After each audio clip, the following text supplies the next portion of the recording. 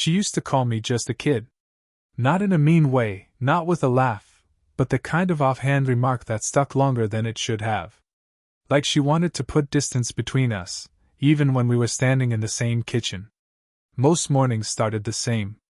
I'd come down the outside stairs from the apartment I rented above her garage, cross the small path past her kitchen window, and head toward the corner cafe.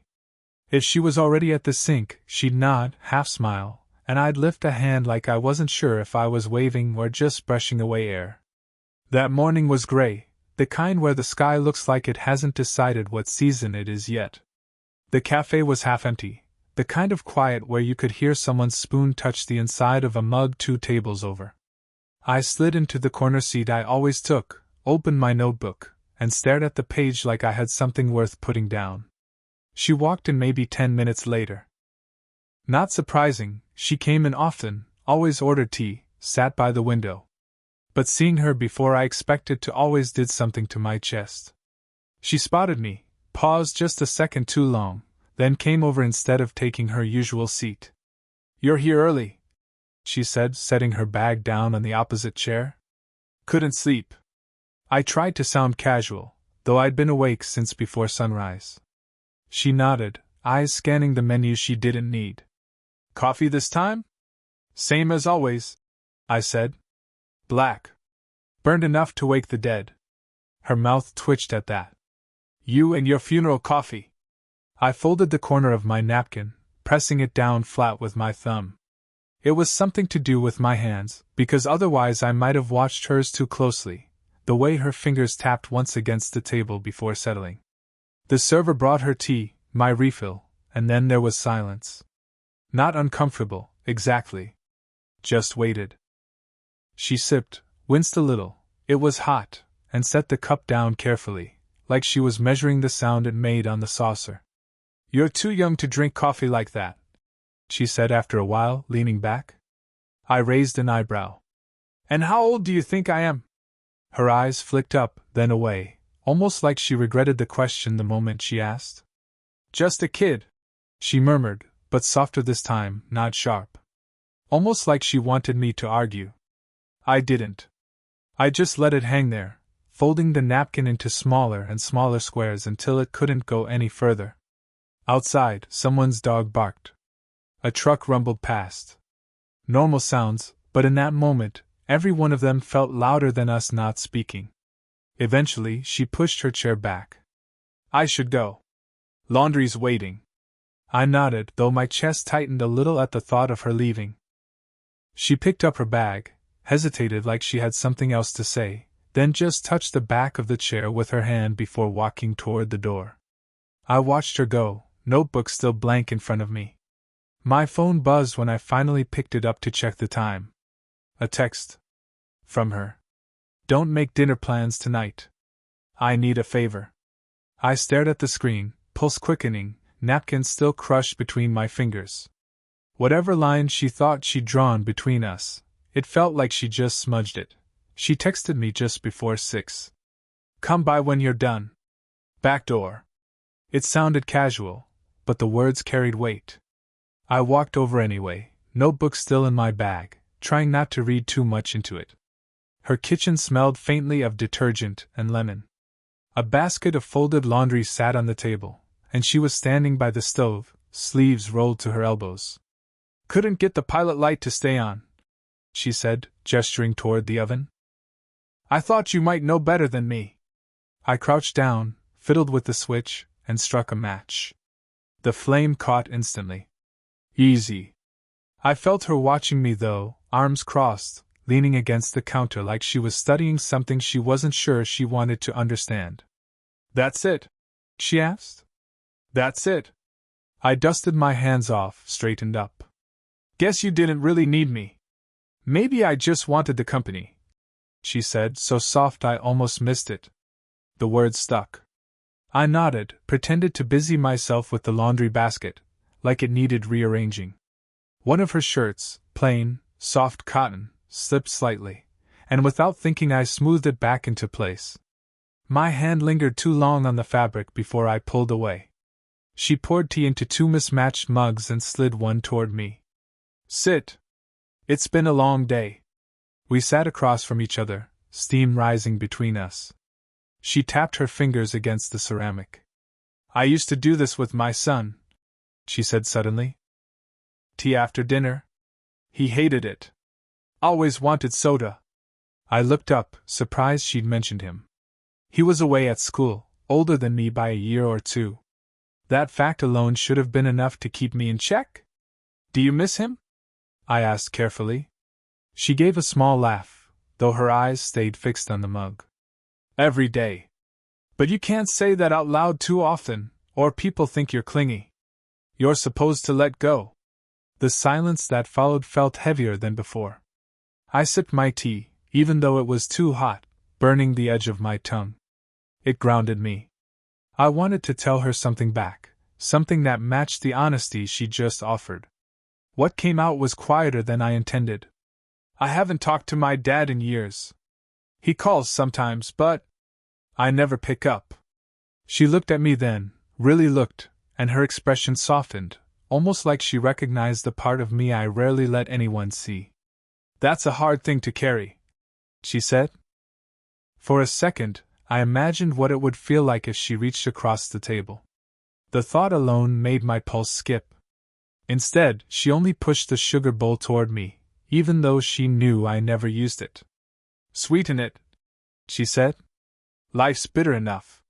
Her hand brushed mine in the exchange, barely, maybe even accidental, but the warmth of it stayed long after. I don't know why that moment stayed with me, maybe because it felt like someone finally saw me. The shelves stayed up. I checked them every time I passed her window, like proof of something I'd done right. She noticed once, catching my glance through the glass. Raised an eyebrow. I looked away too quickly.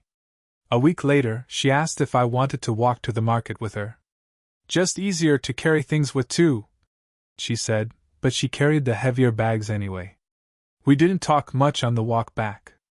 Just the sound of her keys in her hand, the scrape of gravel under my sneakers. She offered me tea when we got in, like it had become routine.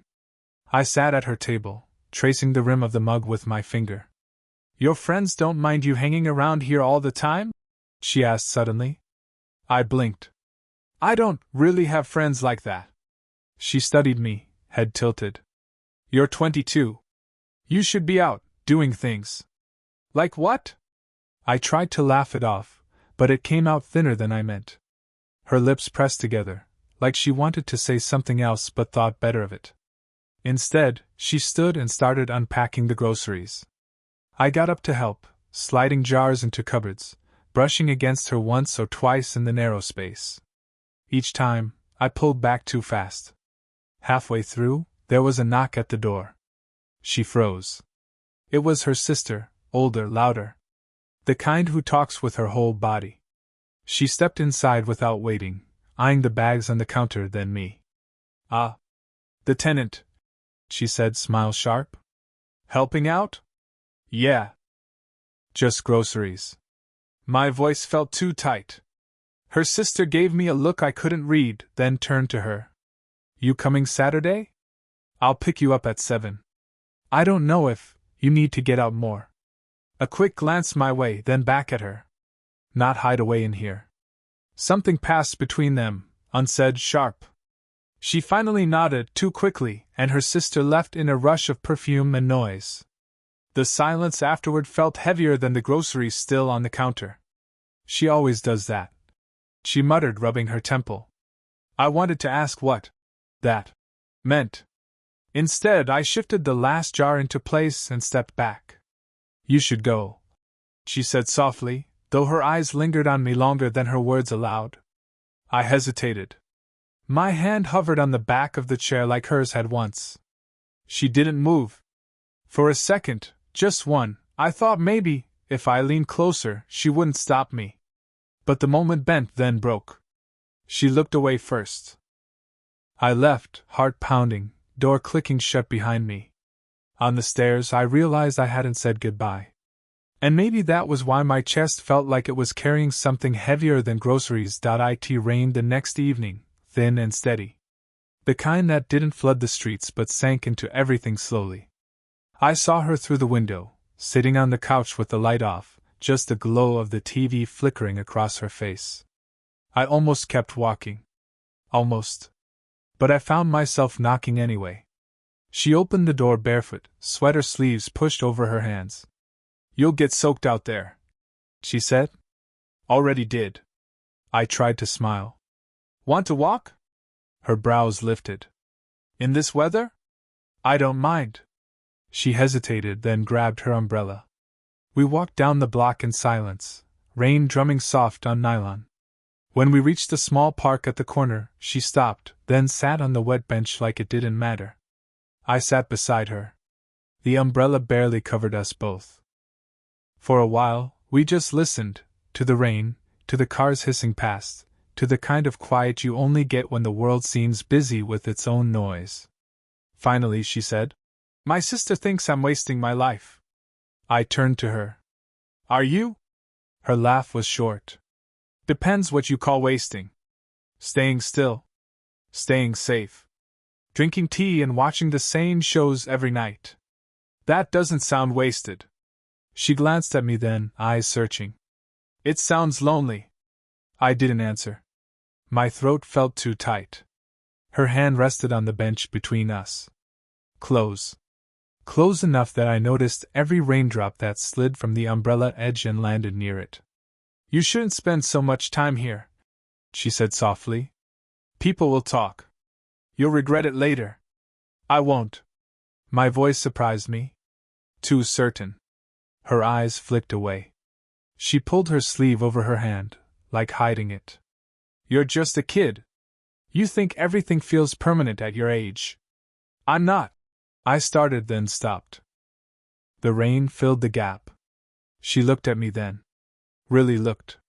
"Do you know what it's like to lose control of something? To wake up one day and realize you gave too much away?" I shook my head slowly. Her breath caught, barely audible, like she'd said more than she meant to. "That's what I'm afraid of," she whispered. The umbrella shifted with the wind. A corner of her hair brushed my cheek. Neither of us moved back. I could have leaned in. I almost did. But she closed her eyes for a second, long enough that I knew if I did, it would mean something we couldn't undo. So I sat there, soaked shoes, hands clenched in my lap, heart pounding. When she opened her eyes again, she turned to me and asked, quiet, fragile, "Tell me, what do you really want from me?" The rain was the only answer I had. The morning after the rain, her blinds stayed closed. No kitchen light, no kettle whistle through the window. I told myself she was sleeping in, but when I passed again that evening, the house still looked dark. I didn't knock. For 3 days it stayed that way. No texts. No half-smiles through glass. Just silence. By the 4th day, I finally saw her car gone from the driveway. When it came back later that night, she didn't glance up at the apartment above her garage. Didn't look for me. At the cafe, her seat by the window stayed empty. I kept ordering coffee, flipping my notebook open, pretending I had words to write. People came and went, but the chair across from me stayed bare, and every time the door opened, I looked up too fast. On the 6th day, I caved. Walked down to her door, hand half raised to knock. But I stopped when I saw movement inside, another shadow. A man's voice. Low, steady. I backed away before I could make out words. The next morning, her car was gone again. This time, I saw the mug I'd left on her counter, sitting on the porch like she'd set it out deliberately. Clean. Dry. No note. I picked it up, held it for a second too long, then carried it upstairs like it meant something more than ceramic. That night, I almost texted her. Typed, "Are you okay?" Deleted it. Typed again, "Do you want me to stop coming by?" Deleted that too. In the end, I left the screen blank, phone face down on the table. I didn't feel heartbroken. I felt paused. Like life forgot to finish the sentence. At the cafe the next day, her sister walked in instead. She ordered tea, sat 2 tables over. Caught me staring once and gave a knowing look, like she understood something I didn't want her to. Then she turned away, leaving me with a cold cup and an emptier notebook than ever. I stayed until closing, seat across from me still waiting. I don't know why I thought she might show up. Maybe because I wanted her to. Or maybe because, even in her absence, it still felt like she was the only one who could fill that chair. She was the one who broke the silence. A week after the mug appeared on my porch, there was a knock at my door. Not loud, not urgent. Just enough that I knew it was her. When I opened it, she stood there with her sweater sleeves tugged over her hands, the same way she had the night of the rain. "Can we talk?" she asked. I nodded, stepping aside, but she didn't come in. She stayed on the porch, arms crossed, gaze fixed on the gravel instead of me. "I shouldn't have." She trailed off, shook her head. "I didn't mean to disappear. I panicked." "Because of him?" The words slipped out before I could stop them. Her eyes flicked up, startled. Then softer. "My ex. He still shows up sometimes. Says he wants to fix things. He doesn't. He just reminds me why I left." I swallowed, unsure if the knot in my chest was relief or something sharper. "You don't owe me an explanation." "I do," she said quickly, then quieter. "At least, I owe myself one." The porch light buzzed overhead. A moth tapped against the bulb, again and again, like it couldn't help itself. She finally met my eyes. "You make me feel." She stopped, tried again. "You make me remember what it was like to be wanted. And I hate that. Because you're too young to carry that kind of weight for me." I stepped closer, not enough to close the space completely, just enough that I didn't have to raise my voice. "I don't want to carry it. I just want to be here." Her breath caught. A half step back, then stillness. "I keep telling myself you'll regret this someday," she whispered. "Maybe I will," I admitted. "But maybe I won't. Isn't that mine to decide?" The silence stretched. Her arms loosened, hands dropping to her sides. She looked tired, raw, like someone holding herself together with thread. Finally she said, "I don't know how to do this without ruining something." "Then don't," I said. "We don't have to name it. We don't have to define it. Just let it be what it is." Her eyes searched mine for a long time. Longer than they ever had. Then she reached out, not a kiss, not some sweeping gesture. Just her hand, brushing against my wrist, resting there lightly. Her thumb moved once, the smallest shift, and it felt like the loudest thing in the world. I didn't move, afraid it might break if I did. Her lips curved faint, like a smile she wasn't sure she was allowed to show. "Okay," she whispered. And that was all. Time didn't change everything at once. It just shifted the edges. We fell into a rhythm, not every day, not all at once, but enough. Some mornings she'd be at the sink when I came down the stairs. She'd lift her mug of tea, and I'd raise mine of black coffee in reply, like a language no one else needed to hear. At the cafe, she started sitting across from me again. Not every time. Sometimes she stayed by the window, sometimes I worked upstairs alone. But when she did join me, the silence between us felt less like distance and more like rest. She still called me kid now and then. But softer. Like a word that had lost its edge and turned into something else. I never corrected her. Maybe because I knew she didn't mean it the way she used to. The park bench became ours in a way. On dry evenings we'd walk there. Not talking much, just letting the air settle around us. Sometimes she'd mention her sister. Sometimes I'd mention a class I didn't care about. Small things. But every so often, I'd catch her glancing at me with the same look she'd given that night in the rain. And it was enough. Her shelves stayed fixed. But sometimes she'd invent reasons for me to come down anyway. "The faucet's dripping." Or, "This box is too heavy." I never minded. And when I lingered afterward, she never asked me to leave. I realized one morning, 8:47 a.m., exact, that I hadn't written in my notebook in weeks. Not because I didn't want to, but because the blank pages didn't feel like emptiness anymore. Life wasn't perfect. She still kept certain things to herself. I still wondered if I was playing a part too big for me. but in the quiet spaces, passing her sugar for her tea, carrying 2 grocery bags instead of 1, leaving the porch light on when I stayed out late, something steady grew. Not a confession. Not a promise. Just a presence. One evening, as we sat at the table with 2 mugs between us, she reached across and tapped the rim of mine. Still burnt? Still burnt, I said, smiling. Her fingers lingered there, brushing against mine like it wasn't an accident. And for once, neither of us pulled away. I don't know if that was love, exactly. Maybe it didn't need the name. Maybe it was just 2 people choosing not to be alone anymore. And maybe that was enough. When I think back, it isn't the rain or the near misses I remember most. It's the simple things, her hand on the back of a chair, the steam rising from her tea, the way silence felt different with her in it. A kind of quiet that finally felt like home. Speech balloon, did this story stay with you? What kind of quiet, real love stories do you want to hear next?